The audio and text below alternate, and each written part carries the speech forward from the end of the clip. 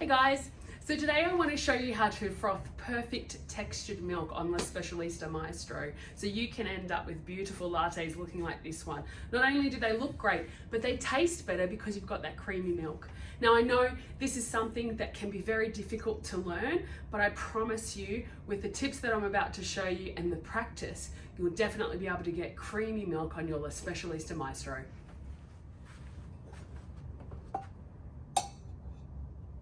It's important to get the angle of the jug right to help the vortex spin around inside, and then the level of the steam wand to the milk needs to be correct so you're getting the right noises in order to be doing the right thing.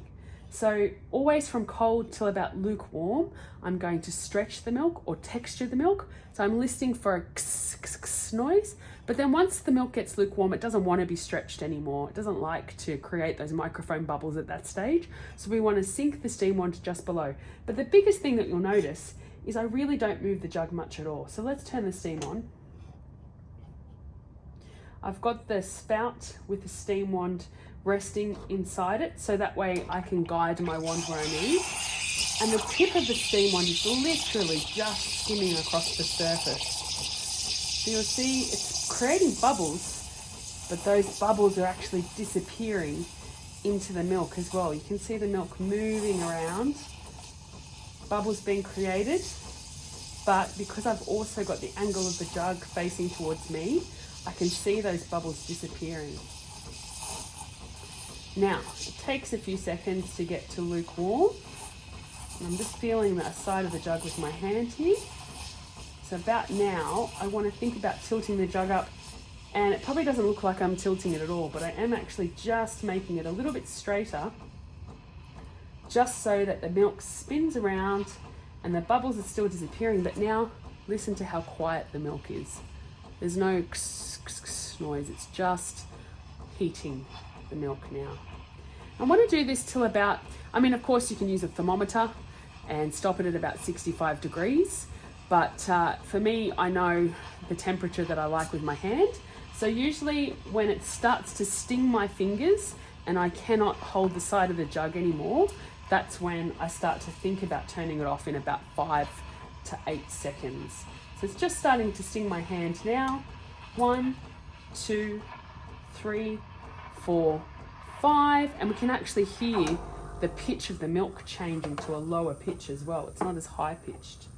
And of course, don't forget to wipe your steam wand when you're finished and give it a little flush of steam as well, so that you can keep the steam wand clean and clear. And you'll see the beautiful glossy milk that I have. Let's quickly pop on a shot. We'll do our grinding. Oops, I forgot to press by 2. Very important when using the double basket to press by 2.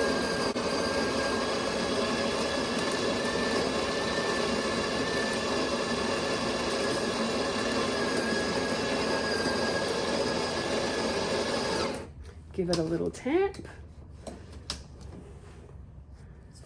Pop it in.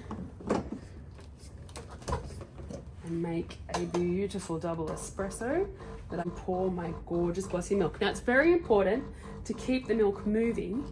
Of course you can make the espresso first. It's okay for espresso to sit for about 30 or so seconds before it'll really lose all of its crema.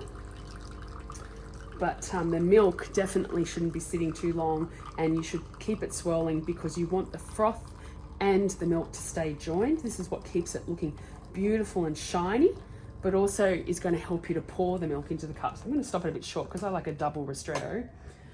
And then I'm just going to pour nice and slowly into the center of the cup. A little whip round and a little wiggle. And I'll get a bit of a fern. And that's creating beautiful creamy milk on La Specialista Maestro.